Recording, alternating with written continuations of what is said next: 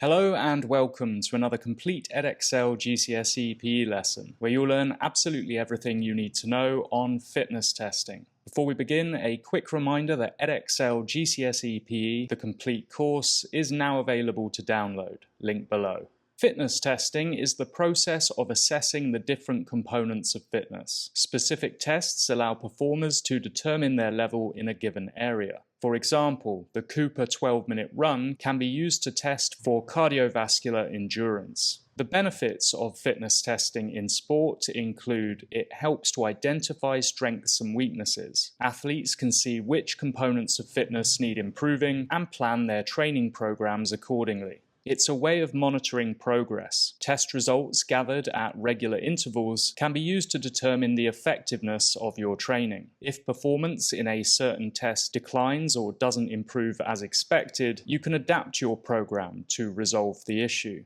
It's also used to obtain baseline data, which can be used to set appropriate starting weights and targets. Fitness testing provides an incentive, as it allows you to set goals based around reaching a particular standard or level. Both working towards and achieving goals is motivating and could drive you to perform even better. Fitness testing can be used to assess someone's suitability for different activities. For example, someone that performs better on endurance tests than power or strength may decide to focus on long-distance running instead of something like weightlifting. Finally, fitness testing allows athletes and coaches to make comparisons with other athletes. This gives individuals an idea of their fitness levels relative to the competition and helps coaches to make team selections based on their players' attributes. Now, when selecting a fitness test or several tests, it's important to know which components of fitness are required by the athlete, given the sport or physical activity they are trying to make improvements in.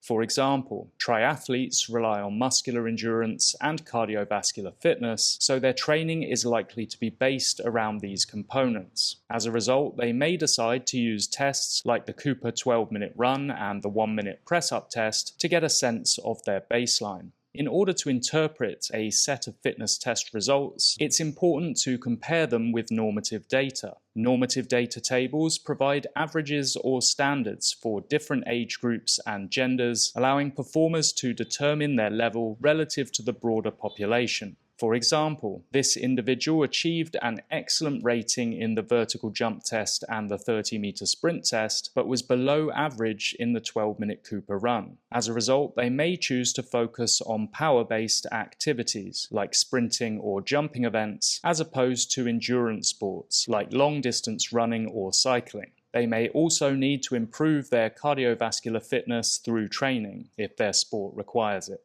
You need to know the purpose and protocols of different specific fitness tests. The Cooper 12-minute run test is used to assess cardiovascular fitness. Participants run or walk continuously for 12 minutes on a running track, with cones placed at regular intervals, for example 50 meters apart, to measure the distance covered. After 12 minutes, distance is recorded and compared with normative data, which allows participants to judge their performance relative to broader averages. The Cooper 12-minute swim test is exactly the same, except the distance covered is recorded by counting laps in a pool. Obviously, the swim test is specific to swimmers and the run test to runners, although both give a general indication of cardiovascular fitness. The Harvard STEP test is also used to assess cardiovascular fitness. Participants step up and down from a 45-centimeter platform at a rate of 30 steps per minute. That's one step up and down every 2 seconds. This continues for 5 minutes or until exhaustion. After the test, participants immediately sit down to measure their heart rate, either from their pulse or using a heart rate monitor, at 1 minute, 2 minute, and 3 minute recovery intervals. A formula is then used to calculate participants' fitness index, which is compared with normative data to provide an estimate of their cardiovascular fitness.